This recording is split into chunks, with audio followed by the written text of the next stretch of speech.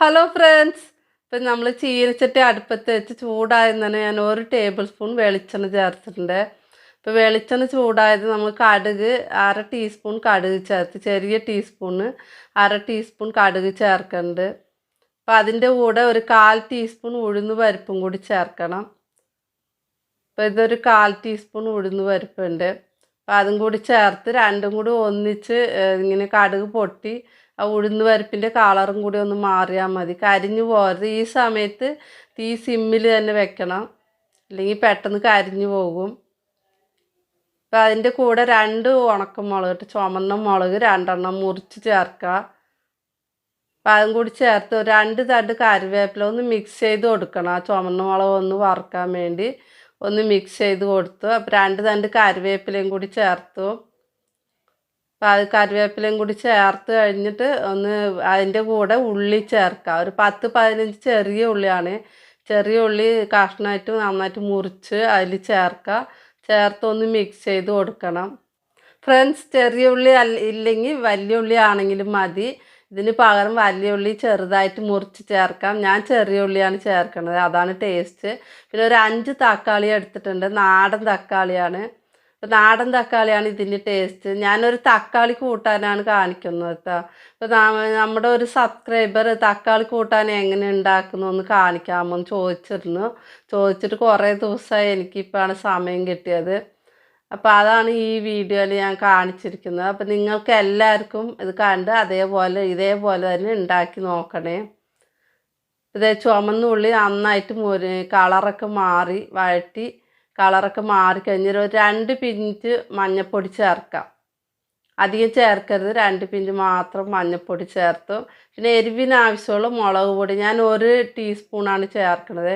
ഈ ചെറിയ തക്കാളി 5 തക്കാളി മാത്രം എടുത്തുകൊണ്ട് അതിനനുസരിച്ച് ഞാൻ 1 ടീസ്പൂൺ മുളക് പൊടി ചേർക്കുന്നുണ്ട്. അത്രയും മതിയാവും എരിവ്.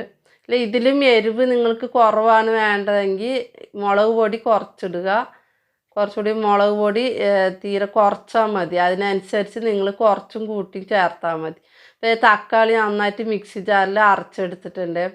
നല്ല പേസ്റ്റായിട്ട് തന്നെ അരച്ചെടുക്കണം.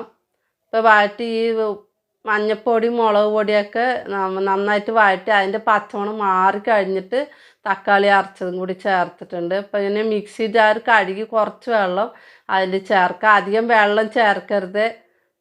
ആവശ്യത്തിനുള്ള കല്ലുപ്പ് കൂടി ചേർത്ത് ഞാൻ. ഇപ്പം നിങ്ങൾ ആവശ്യത്തിനുള്ള ഉപ്പ് ചേർക്കുക. ഞാനിത് കുറച്ച് മാത്രമേ ഉണ്ടാക്കി കാണിക്കണുള്ളൂ.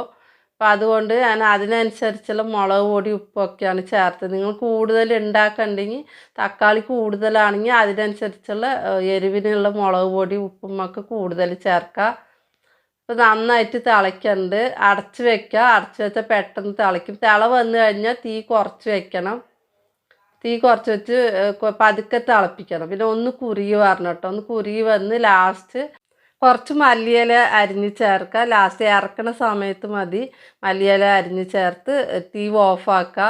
അപ്പം അച്ഛനും അമ്മയ്ക്കും കഴിക്കാൻ കൊടുക്കാം. മക്കളെ അല്ല, സുഖാണോ? ഞങ്ങൾ ഇന്ന് രാവിലെ ഇഡ്ഡലി കഴിക്കാൻ പോവാണ്. അതിന് എന്താണെന്നറിയാം, തക്കാളി കൂട്ടാനാണ്. ചൂടോടെ ഇഡ്ഡലിയും തക്കാളി കൂട്ടാനും വെക്കട്ടെ.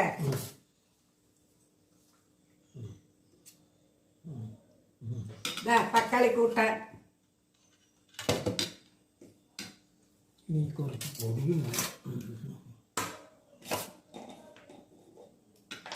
ഇഡ്ഡലിപ്പൊടി നന്നായിരിക്കും. ഇഡ്ഡലി ദോശക്കൊക്കെ തൊട്ട് കഴിക്കുന്ന ഇഡ്ഡലി പൊടി അച്ഛനമ്മ എടുക്കുന്നുണ്ട്.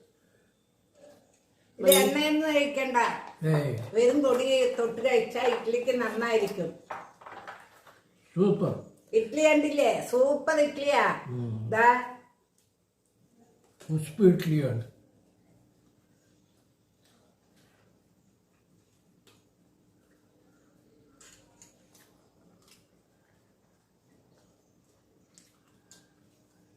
ഉപ്പ് എരിവൊക്കെ മതിയാ? നന്നായിട്ടുണ്ട്. ഉപ്പ് എരിവ് ഒക്കെ നന്നായിട്ടുണ്ട്. മക്കളെല്ലാരും ഇഡ്ഡലി കഴിക്കാൻ വരും. നിങ്ങൾ രാവിലെ എന്ത് കഴിച്ചെന്ന് പറയണേ. മോള് ചോദിച്ചു അത്ര തക്കാളി കൂട്ടാൻ എങ്ങനെ വെക്കുന്നു പറഞ്ഞിട്ട്. എൻ്റെ മോള് രാവിലെ വെച്ച് കാട്ടിയല്ലോ. അതേപോലെ നിങ്ങൾ ഉണ്ടാക്കി കഴിച്ചു നോക്കി.